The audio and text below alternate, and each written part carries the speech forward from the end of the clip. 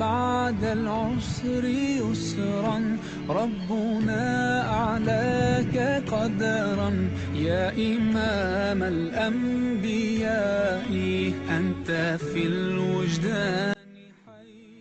Bismillahirrahmanirrahim. Assalamualaikum warahmatullahi wabarakatuh. Alhamdulillah wassalatu wassalamu ala Rasulillah wa ala alihi wa ashabihi wa mawalah. Amma ba'd. Rabbi shrah li sadri wa yassir li amri wahlul 'uqdatam min lisani yafqahu qawli. Bapak Ibu, saudara-saudari dimanapun Anda berada, pada kesempatan ini bercerita tentang pemuda.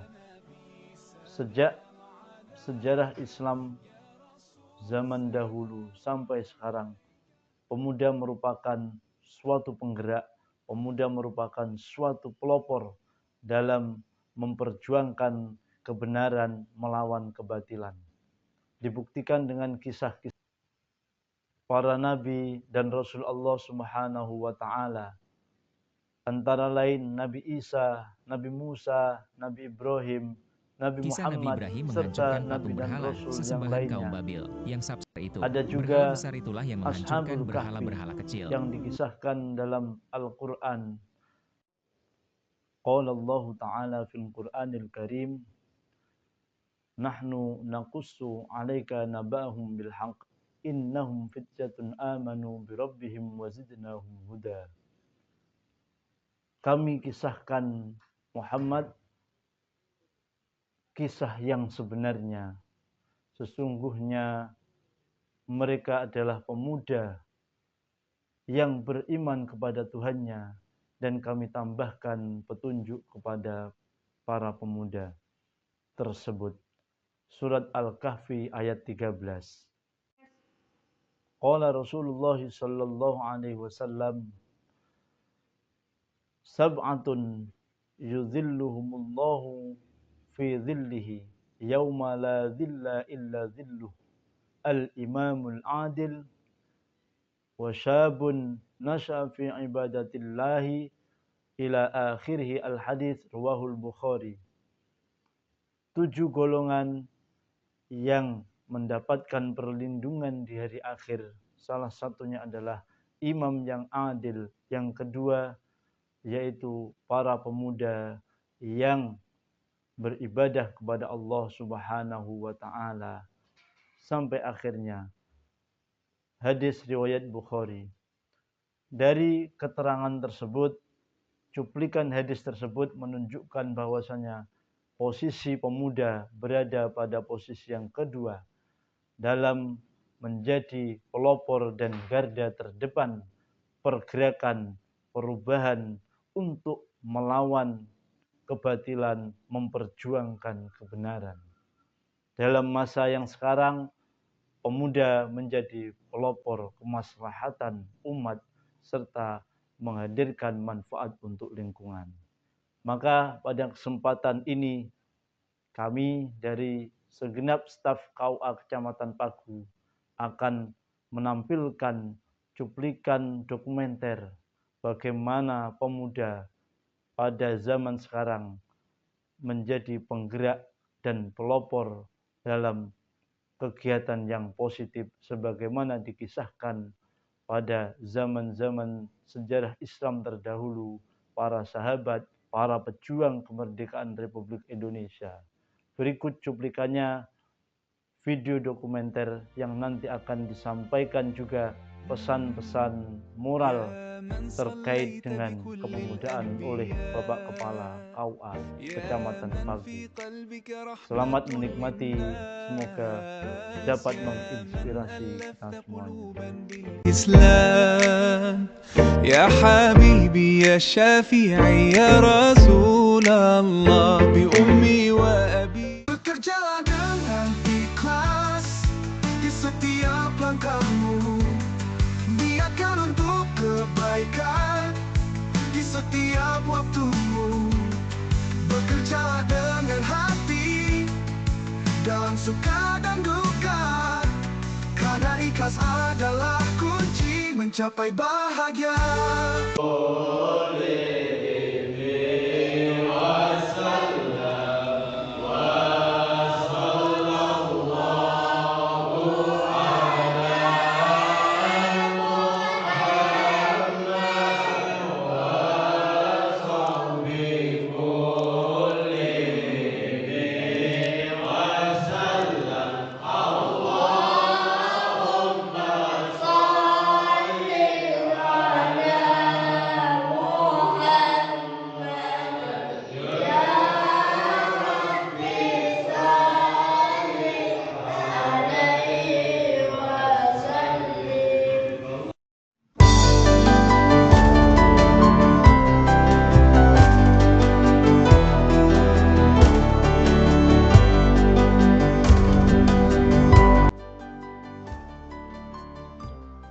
Assalamualaikum warahmatullahi wabarakatuh. Bismillahirrahmanirrahim.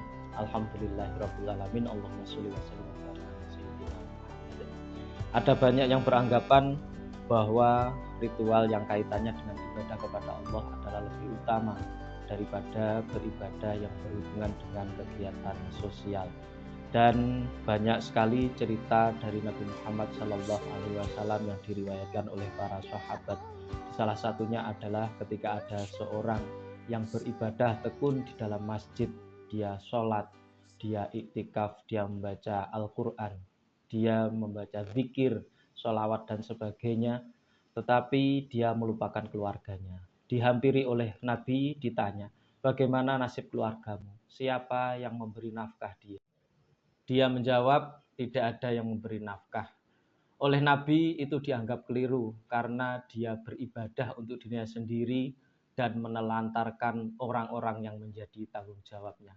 Dari sini sangat jelas bahwa ritual kepada Allah Subhanahu wa Ta'ala harus diikuti dengan ritual sosial, yaitu memberikan nafkah atau memberikan bantuan baik kepada orang yang menjadi tanggung jawabnya maupun kepada orang lain, terutama kepada keluarga, kepada anak, istri, orang tua ataupun keluarga yang lain, kemudian juga memberikan bantuan atau mungkin nafkah kepada orang-orang sekitar kita. Dari sini sangat jelas bahwa ritual sosial juga sangat penting untuk mengimbangi ritual ibadah kepada Allah Subhanahu wa Ta'ala. Jika ditelusuri substansi dari setiap konteks dari teks salehan tersebut, maka akan lebih terasa dimensi-dimensi sosial yang ada dikandung di dalamnya. Sebagian besar pemeluk agama cenderung menampilkan formalitas ritual ibadahnya untuk menunjukkan jati dirinya mereka dalam beragama. Mereka melakukan ketaatan beribadah kepada Allah dengan mengerjakan seluruh kemampuannya dalam melaksanakan ajaran agama.